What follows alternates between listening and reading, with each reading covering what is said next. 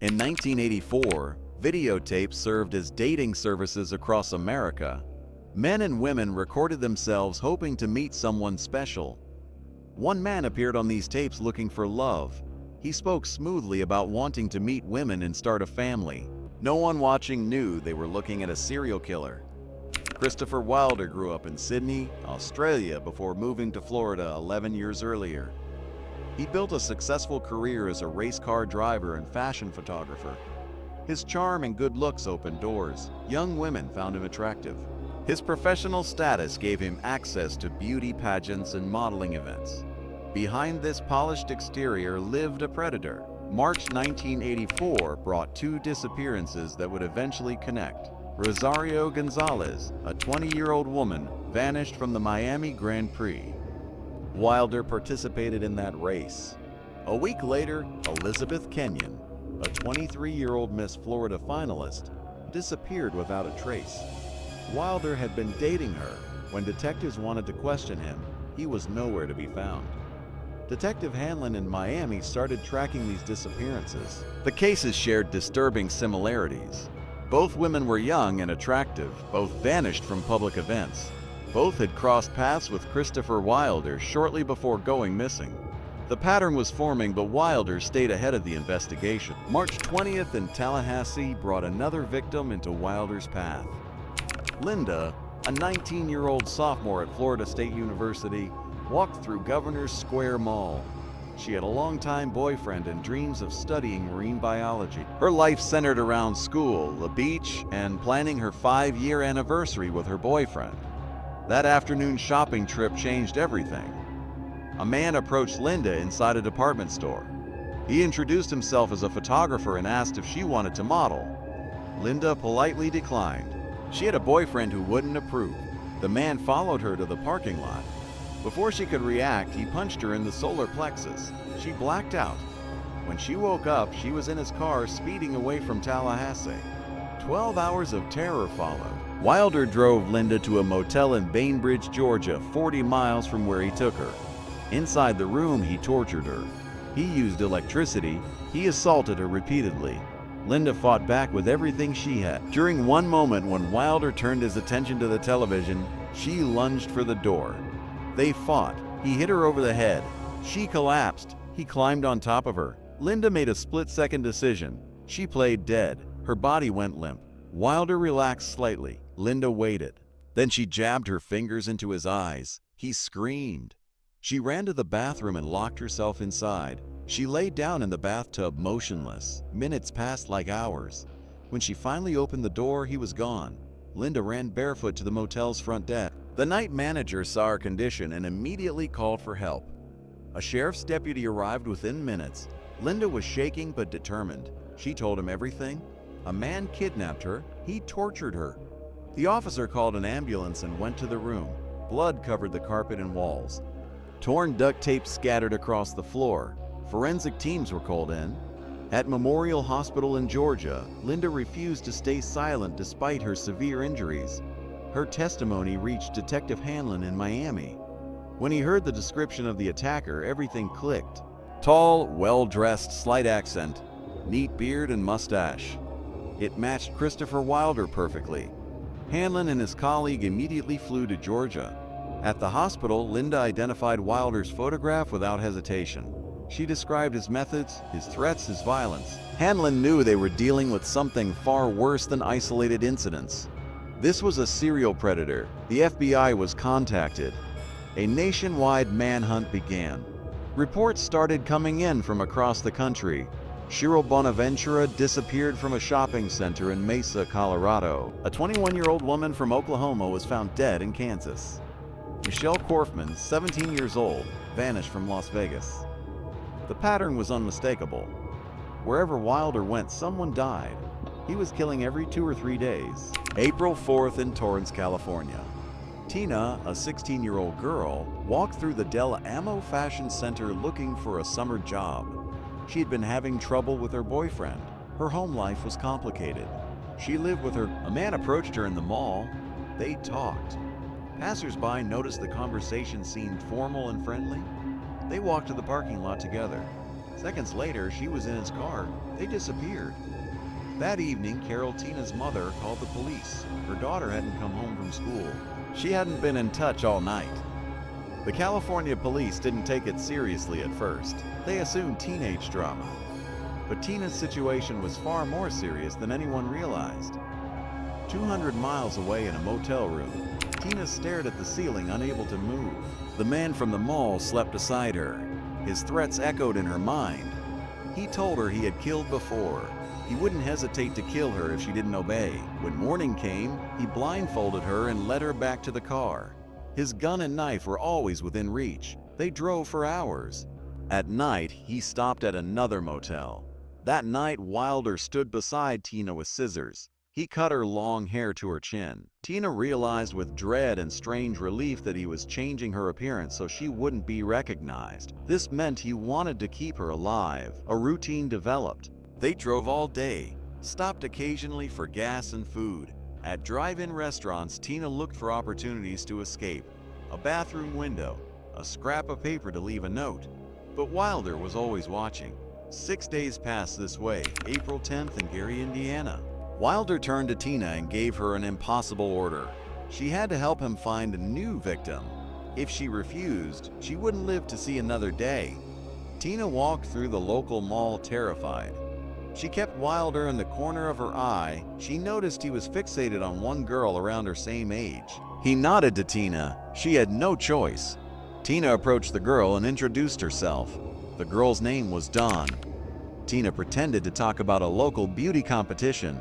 Wilder posed as a photographer. Dawn seemed excited. She followed them outside. Suddenly, Wilder pushed Dawn into his car. They sped away inside the car. Wilder dropped his charismatic persona completely.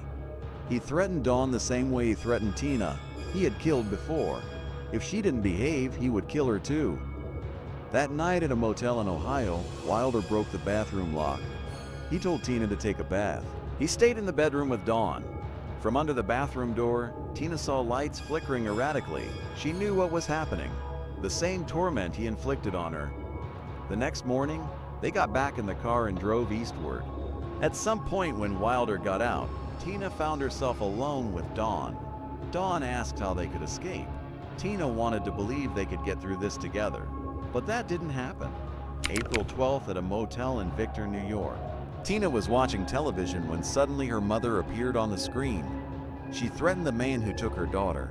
Tina was shocked. People were looking for her.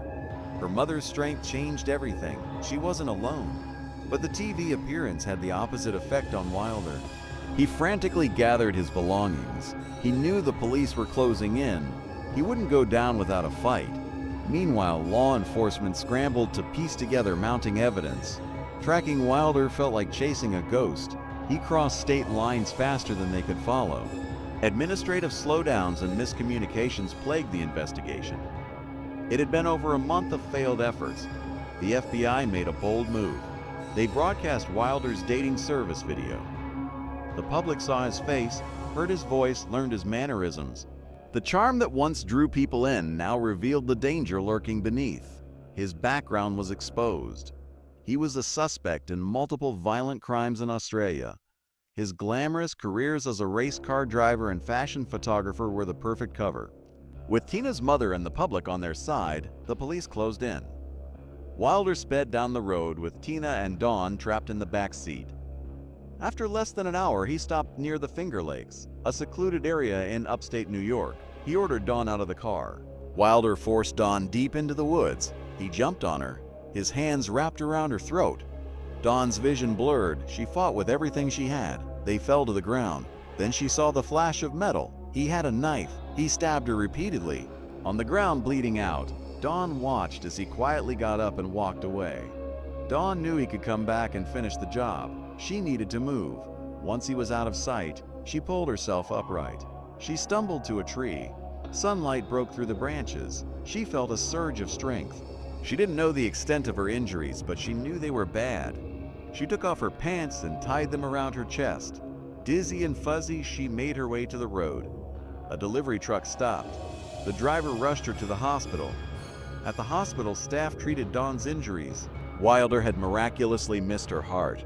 Despite severe blood loss, Dawn told police everything: her captor's name, where she had been taken from, the other kidnapped girl's name, Tina. Hours later in the car, Wilder and Tina heard on the radio that a teenager had been found alive.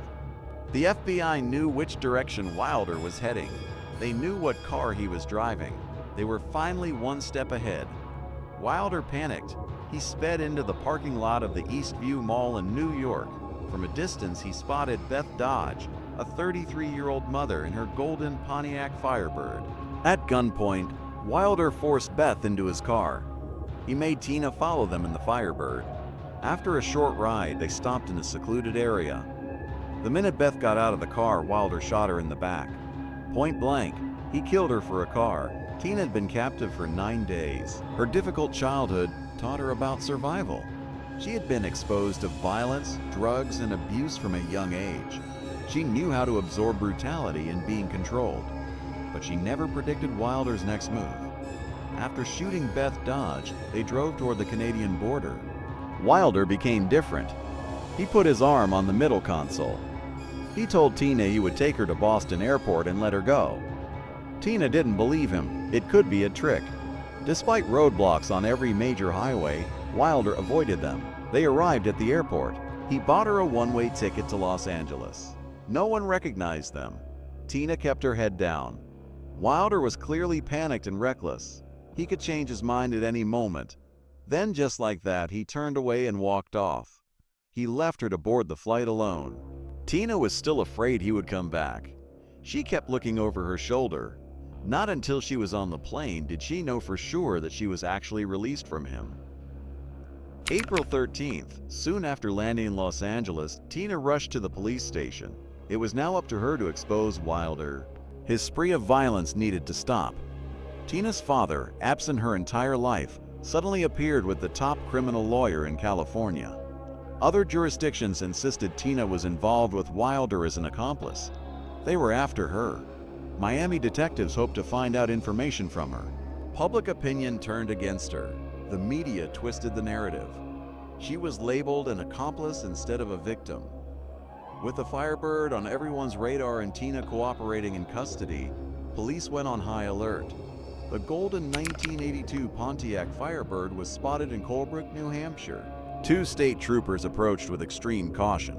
The driver was armed and dangerous. As the officers closed in, the man inside reached for something. Gunfire erupted. 1 trooper was hit. Then, amidst the chaos, Wilder made his final move. He chose to escape justice on his own terms. When the smoke cleared, he was found dead behind the wheel. It had been 47 days since the first reported disappearance. His time on the run had finally ended. Throughout his spree, 12 young women were abducted. 8 were murdered. Countless families shattered. Only hours after Wilder died, Tina walked into police headquarters in Torrance, California. She had been seen with Wilder recently in New York. While Linda and Dawn were praised, Tina's actions were questioned. The community and media found it hard to believe she was a victim. The public didn't rally behind her like the others. They chose suspicion over compassion.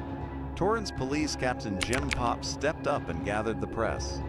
He set the record straight. The term luring was not used in their investigation. It was the opinion of Torrance investigators that Tina Marie Risico had been a victim throughout the 9 days of terror. With Jim Pop clearing her name, Tina could move forward even if it would take time to heal from the public's judgment. Tina has 2 regrets: getting in the car and taking Dawn. It was a choice. It wasn't hers, but it was a choice. She has to live with that. Every word she said to the women haunts her. Why didn't she run away? Why didn't she drive away? This is what she did, and she's here today to tell about it. She did something right. She hopes somebody can find strength from her truth. Don't take anything from nobody. Only you can dictate who you are. Today, Tina has found love and the freedom to be herself. Linda knows how lucky she was. She was the first to break free from Wilder's grip. Because of her courage, police finally grasped how dangerous he was. She learned more about all the girls who didn't get a chance. She decided she was living on their behalf. She needed to make sure she did something worthwhile. Dawn knows that time helps you heal. Her strength and determination saw her through a horrific ordeal.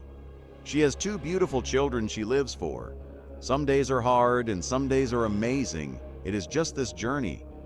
Time doesn't heal all wounds, but time helps. All of the women's survival started the chain reaction that finally brought an end to the beauty queen killer's reign of terror. It wasn't luck that stopped him. It was the women who refused to let him win. They refused to be broken. Through that, justice prevailed.